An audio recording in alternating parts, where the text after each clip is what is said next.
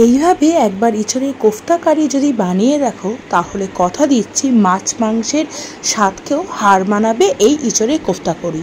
তো চলো রেসিপিটা শুরু করা যাক, কিন্তু তার আগে অবশ্যই তোমাদের রিকোয়েস্ট করব চ্যানেলটিকে সাবস্ক্রাইব করো আর ভিডিওটাকে স্কিপ না করে ফুল রেসিপিটা দেখো, আশা করি তোমাদের ভালো লাগবে। তো চলো মূল রেসিপিতে যাওয়া যাক। সবার আগে ইঁচড়টাকে আমি ভালো করে সেদ্ধ করে নিয়েছি, এবার সেটাকে আমি ভালো করে মেখে নেব।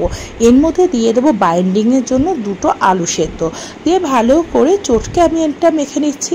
এর মধ্যে দিয়ে দেবো পেঁয়াজ বাটা, আদা বাটা, রসুন বাটা এবং একটা লঙ্কা, দিয়ে ভালো করে এটাকে বাইন্ডিং করে নেব। এর মধ্যে দিয়ে দেবো পরিমাণ মতো নুন এবং পরিমাণ মতো হলুদ, আর অবশ্যই বাইন্ডিংয়ের জন্য বেসনের তো দরকার। তোমরা বেসনের জায়গায় ময়দাও ইউজ করতে পারো, পুরোপুরি এটা অপশনাল, কিন্তু বাইন্ডিংয়ের জন্য এটা ভীষণই দরকারি, তাই তোমরা ময়দা বা বেসন দুটোর মধ্যে যে কোনো একটা ইউজ করতে পারো। তো মোটামুটি হয়ে গেছে ভালো করে মাখা। এবার এটাকে আমি আরেকটু ভালো করে প্রেস করে গোল গোল করে কোফতা করে নিচ্ছি। আমি রাউন্ড শেপের করিনি, আমি চ্যাপটা করে করেছি। তোমরা চাইলে গোল গোল রাউন্ড করে করতে পারো, তোমাদের যেটা ইচ্ছে। এবার তেল গরম করে ভালো করে তেলের মধ্যে ভেজে নেব এপিট ওপিট। বেশ লাল করেই ভাজবো, একদম কম করে ভাজবো না, বেশ লাল করে এপিট ওপিট করে ভেজে নিচ্ছি। তোমরা দেখতেই পাচ্ছ বেশ গোল গোল করে করছি। তোমরা চাইলে একদম রাউন্ড শেপের করেও করতে পারো, সেটা দেখতেও ভালো লাগে। আর আমি এই কোফতা কারিতে আলুর ব্যবহার করিনি, মানে তরকারির মধ্যে ঝোলের মধ্যে। তোমরা চাইলে এর মধ্যে আলুর ব্যবহার করতেই পারো।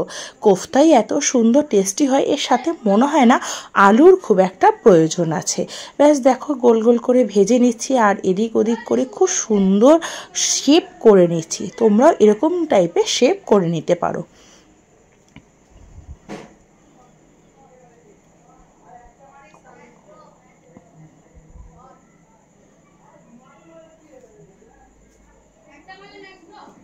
একটা পাশ লাল করে ভাজা হয়ে গেছে, এবার আস্তে আস্তে আরেকটা পাশ তুলে দেব। ভালো করে লাল করে ভেজে আমি এটাকে তুলে দেব। আর আমি এর মধ্যে পেঁয়াজ রসুনের ব্যবহার করেছি। তোমরা যদি কেউ নিরামিষের দিনে খেতে যাও, এখানে পেঁয়াজ রসুনটা অ্যাভয়েড করতে পারো, সেটাও ভীষণই সুস্বাদু লাগে খেতে। তো এপিট ওপিট করে ভাজা হয়ে গেছে। এরমভাবে আমি পুরো কোফতাগুলো এক এক করে ভেজে নেব।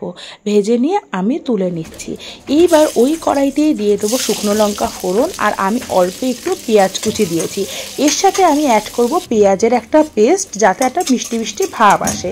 তো পেঁয়াজটা লাল লাল করে ভাজা হয়ে গেছে। এর মধ্যে দিয়ে দেবো বেশ কিছুটা টমেটো কুচি, দিয়ে টমেটো কুচিটাও একটু ভেজে নিয়ে আমি এর মধ্যে যে পেস্টটা দেবো তার মধ্যে রয়েছে পেঁয়াজ বাটা, আদা বাটা, রসুন বাটা, লঙ্কা বাটা এবং টমেটো বাটা।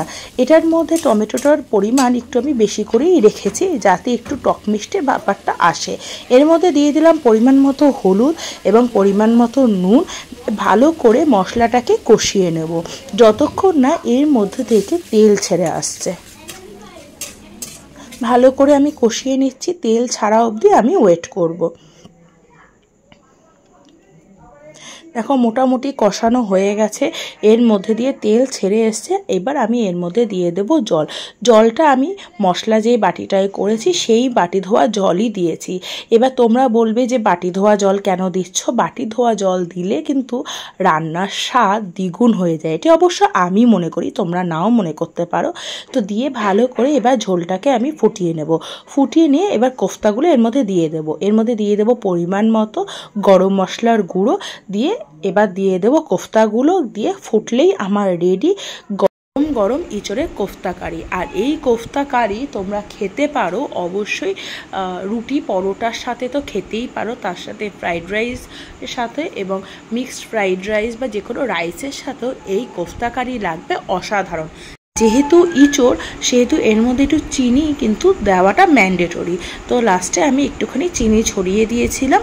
এবার তোমরা চাইলে যারা ডায়েট করো, চিনিটা অ্যাভয়েড করো, চিনিটা বাদ দিয়েও রান্না করতে পারো। ব্যাস আমাদের রেডি ইঁচড়ের কোফতা কারি। তোমাদের এই রেসিপিটা কেমন লাগলো আমাকে অবশ্যই কিন্তু কমেন্ট করে জানাতে ভুলো না। তো দেখা হচ্ছে আবার নতুন একটা রেসিপি নিয়ে, আর ততক্ষণে অবশ্যই আমার চ্যানেলটিকে সাবস্ক্রাইব করো, আর ভালো লাগলে আমার পাশে থেকো, আর কমেন্ট করে কিন্তু জানাতে ভুলো না।